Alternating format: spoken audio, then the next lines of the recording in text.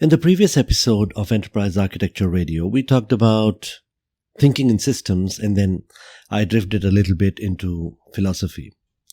But it did get me into thinking. Enterprise architecture is definitely about business, data, applications, and technology. Enterprise architecture is definitely about the effective and efficient management of systems that drives the maximum value for the organization. But I don't want to ignore a very critical aspect of enterprise architecture, which is people.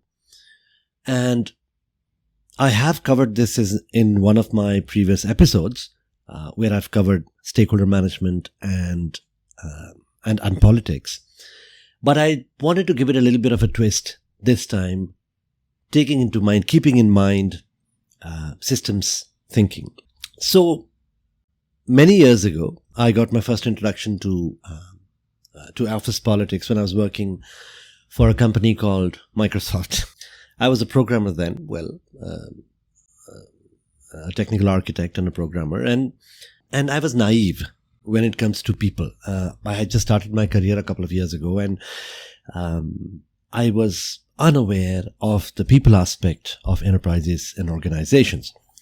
And I complained a lot that there are design decisions that are being taken without everyone being informed in the middle of the night, and I was not very happy. And long story short, I left that organization because I was not comfortable with the political environment that it had. Now, when I look back many years later, I come to realize that it wasn't really a toxic environment that I'd labeled it as.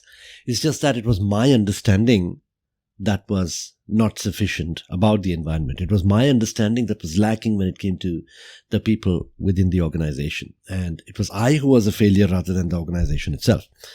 And this happens many times because we don't have a complete understanding of the system. And that's what brings me to systems thinking. In my previous podcast, I talked about us having linear minds and not having a complete understanding of the system. And I wanted to elaborate a little bit on that. So human beings are by default designed in such a way, or we've evolved in such a way that we have a linear system of thinking. Now, we don't see the entire complete picture at all times. In fact, our understanding of the systems around us increases with our experience, over a period of time as we learn more and more. And that's what you call a feedback circle. And I'll talk about feedback loops some other day. But think of it like this. A line is a single dimensional shape, right? It is bound by two zero-dimensional shapes called points. In fact, a point is a zero-dimensional shape. It's a line with zero length. So it's a zero-dimensional shape. And a line is a one-dimensional shape, right? And a square or a rectangle is a two-dimensional shape. What that means is when you add a perpendicular line to the line, what you have is two dimensions. And then when you close that loop, it becomes a square or a rectangle. So a square is a two-dimensional shape, which has two dimensions. There's a length and then there's a breadth. And then when you add the third dimension to the square, it becomes a cube, right? Now, one thing to note is that the third dimension is perpendicular to the two dimensions. All the three dimensions are perpendicular to each other. So when you add one more dimension to the square, the new line has to be perpendicular to the length as well as to the breadth. All of them are at 90 degrees from each other. And that is what a third dimension is. Now, is there a fourth dimension? Einstein postulated for the first time that time happens to be the fourth dimension. So the cube that we just drew would be the same cube tomorrow and was the same cube yesterday. So it travels through time. We are all three-dimensional or four-dimensional beings that travel front and back in length, side to side in breadth, up and down in height, and the fourth dimension is time. We travel through time, right? Is there a fifth dimension? What do you think?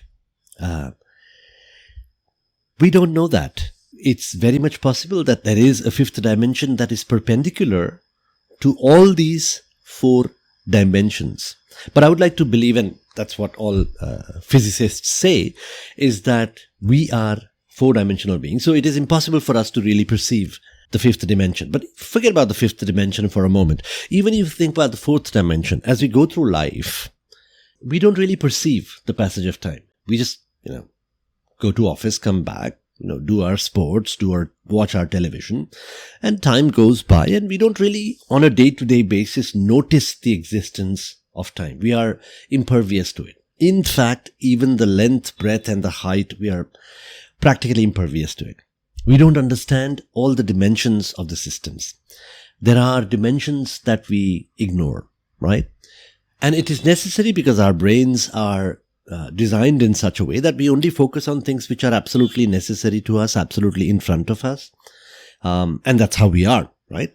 Now, systems are multidimensional, right? There are many dimensions to a system. There are many aspects about the system that we do not understand. When a construction architect builds a building, he builds models. And the models are designed in such a way that it abstracts many dimensions of the building.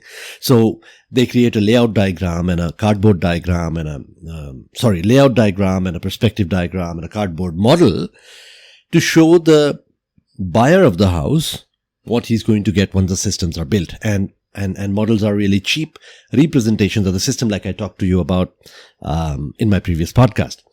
Cheap representations, because if I build the entire house and show the customer that this is your house, and if they don't like it, it's a very expensive affair. They'll have to break the house down and rebuild it.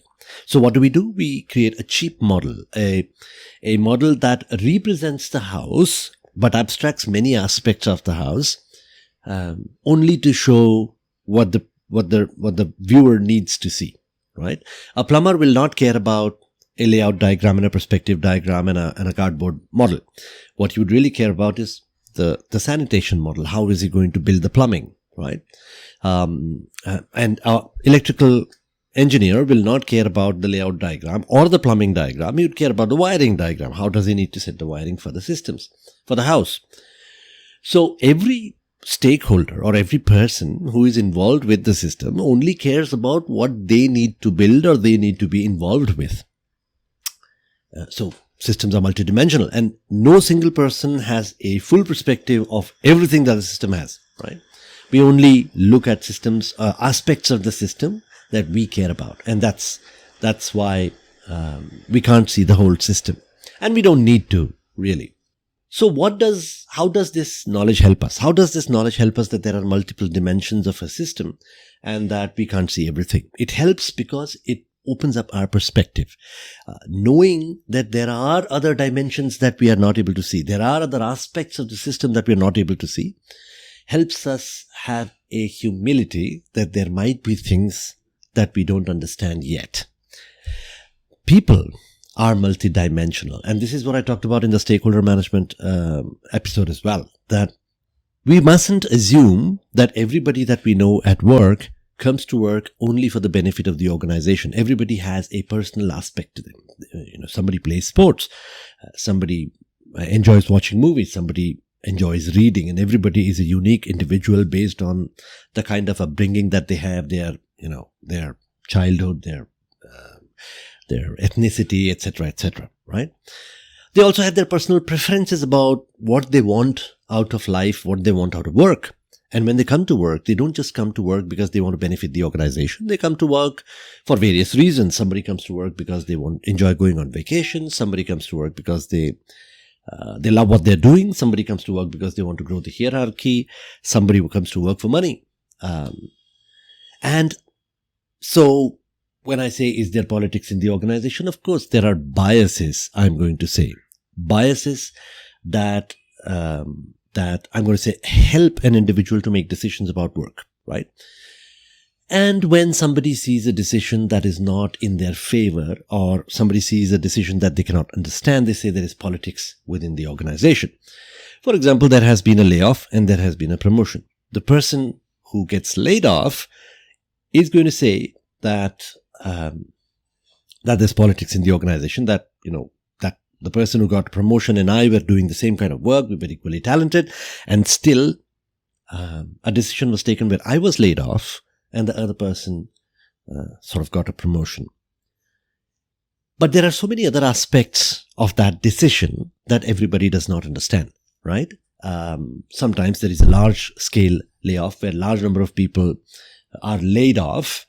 And if you look at the statistics, you'll come to realize that there is a specific organization, a specific department where 20% of the people were laid off, which was a much higher number than all other departments.